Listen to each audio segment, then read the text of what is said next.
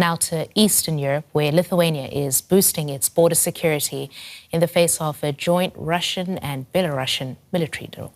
The exercises in Belarus are called Zapad, meaning West, and will be the first time Russia will be testing out its latest ballistic missile. With fear of Russian aggression on the rise, neighboring Lithuania and its military aren't taking any chances. Patrols like these will be far more frequent than usual over the coming days. These soldiers have received extra training to prepare for potential border transgressions during the first Russian-Belarusian military drills since the start of the war in Ukraine in 2022. Now Russia is much more seriously taken as a possible aggressor. Well, we preparing for a very broad range of provocations. Those might be use of migrants, aggressive actions at the border against border guards by migrants, when the migrants are being instructed by Belarusian to be very aggressive, to use different tools to attack border guards. Those might be also use of drones. Like drills of the past, thousands of Russian and Belarusian soldiers will test military equipment, such as tanks, drones and machine guns. But this time, they'll also be trained to use Russia's new hypersonic, nuclear-capable ballistic missile Oreshnik. The exercises will bring back painful memories for many Lithuanians. Lithuania knows firsthand what a Russian invasion would mean.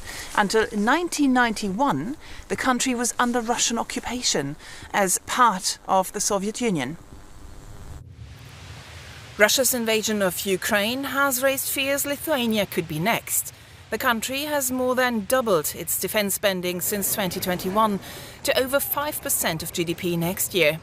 Experts say the upcoming drills could also raise the threat level in the long run. Russia perceives us as countries, more as territories that should be under Kremlin's direct or indirect control. What we are going to be looking for is certainly whether those troops that are going to be in Belarus or around Belarus are going to be staying there after the exercise, whether Russia is really increasing its presence on the Belarusian soil, including the infrastructure, and possibly preparing for some scenarios in 2, 5, 7 or 10 years. The inhabitants of these Lithuanian villages next to the border are somehow used to such drills that have been happening regularly since 2009. But to some of them, this year's exercises feel more frightening than ever. We all fear that this war will soon come to us. We are afraid, really afraid. Nothing bad has happened where we are. It's nice and peaceful here. With Russia clearly showing an expansionist agenda, these fears are unlikely to dissipate anytime soon. Fears that this border could at some point become Lithuania's first line of defence. Earlier I spoke with DW's Yuri Resheto from the border. He told me more about what people there think about these exercises. Well, Christian, the people here in Lithuania, where I'm right now, and especially here on the border right behind me with Belarus, the border, do not expect anything good. All border crossings in Lithuania are neighboring Latvia have been closed.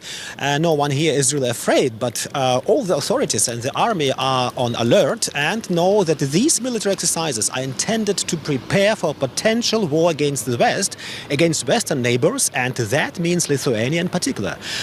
For the first time since the attack on Ukraine, Belarus and Russia are conducting the joint military exercise Zapas in Ukraine. People remember 2021, Christine, when Russian troops were stationed in Belarus as part of the last Zapad exercise as well for the later invasion of Ukraine. The official goal is to deploy armed forces to defend Russia and Belarus. According to Russian sources, however, Zapad will also test the use of Oreshnik missiles. Oreshnik missiles could be equipped with nuclear warheads. So on the other side of where you are is Belarus, Yuri. What role is the country playing in these military drills? Well, Russia and Belarus cooperate very closely on economic and military levels. Since the beginning of the war against Ukraine, Russia has permanently stationed troops in Belarus. The Zapad military exercise is therefore also considered a central element of Russian-Belarusian military cooperation. Belarus is not officially providing a troop contingent for Russia's war in Ukraine. Despite this, increasing militarization is taking place in Belarus.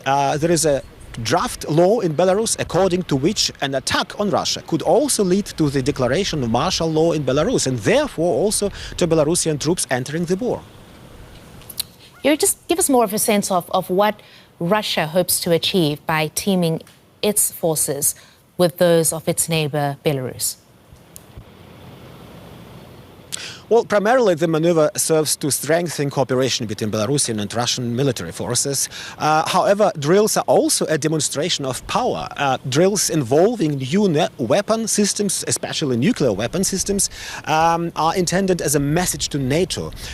Russian President Putin obviously wants to show that despite the war in Ukraine, his army, Russian army, is capable of responding right on NATO's borders.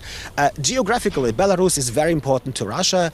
Here in the Baltic states, the main concern is the small 65-kilometer-long so-called Suwalki Gap, which borders Belarus. It's the shortest route between Belarus and the Russian enclave of Kaliningrad. It also marks the border between Lithuania and Poland. And this Suwalki corridor or gap is considered a possible Russian point of attack against NATO. If Russia were to gain control of this corridor, of this gap, the Baltic states would be cut off. And Yuri, how are the Baltic states, including, of course, Lithuania, reacting to these Zapad military exercises, these joint military exercises between Russia and Belarus? Well, Baltic states are named members of NATO. Neighboring Poland is also a member of NATO, is responding with its largest military exercise this year called Iron Defender 25. More than 30,000 soldiers are participating from Poland and other NATO countries. The German armed forces, Bundeswehr, are currently engaged in another major NATO exercise called Quadriga.